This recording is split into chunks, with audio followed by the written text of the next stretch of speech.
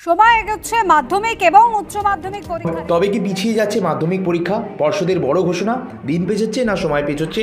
সময় কিন্তু অবশ্যই আগিয়ে এসছে, তোমরা জানো, কিন্তু 2 তারিখ থেকে পরীক্ষা শুরু হচ্ছে। এবার এরই মাঝে অনেকের মনে দ্বন্দ্ব শুরু হচ্ছে যে এই রুটিনেই পরীক্ষা তো হবে, কিন্তু কটা থেকে পরীক্ষা শুরু, কখন শেষ, কতক্ষণ চলবে, সব বিষয় নিয়ে আজকের এই ভিডিওতে আলোচনা করব।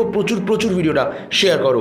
বন্ধুরা, পিছিয়ে গেল মাধ্যমিক পরীক্ষা, এমনই কিন্তু তোমরা শুনতে পাচ্ছ। এবং সবার আগে যেটা খবরটা তোমরা পাচ্ছ সেটা হচ্ছে 2024 মাধ্যমিক পরীক্ষার আগেই দায়ের হয়েছে কলকাতা হাইকোর্টে মামলা। বন্ধুরা, 11টা 45 থেকে তোমাদের কিন্তু ফাইনাল মাধ্যমিক পরীক্ষার সময় নির্ধারিত হয়ে গিয়েছিল।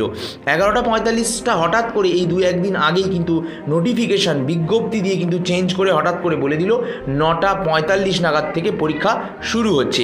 এবার কটায় ক্লাসে ঢুকতে হবে? 9টা 45-এ যদি পরীক্ষা শুরু হয় তাহলে কিন্তু তোমাদের মিনিমাম 9টাতে কিন্তু অবশ্যই ক্লাসে ঢুকতে হবে এবং তার অনেক আগে স্কুলের সামনে পৌঁছে যেতে হবে। এবং সেটা শীতকালে ওঠা, ঘুম থেকে উঠে সেখানে যাওয়া, সেটা কিন্তু খুবই দুষ্কর ব্যাপার হয়ে দাঁড়াচ্ছে।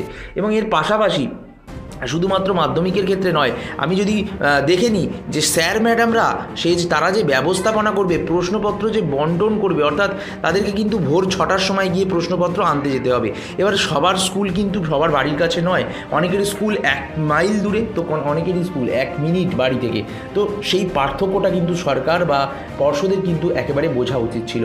বন্ধুরা, যে সমস্ত ছাত্রছাত্রীরা দূর থেকে পরীক্ষা দিতে আসে তাদের কিন্তু পরীক্ষার দেওয়াতে একটা অসুবিধা তৈরি হবে এবং প্রশ্নপত্র দেবে যখন স্যারেরা, তাদের কিন্তু বন্টন করতে অসুবিধা হবে। কেন বন্টন করতে অসুবিধা হবে?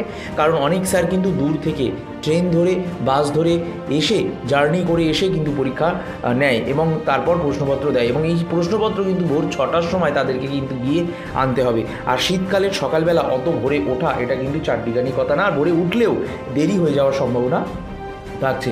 সব মিলিয়ে অনেক পরীক্ষার্থীর অসুবিধার জেরে কলকাতা হাইকোর্টের মামলায় পিছিয়ে যেতে পারে পরীক্ষার সময়, এমনটাই জানালো কলকাতা হাইকোর্ট।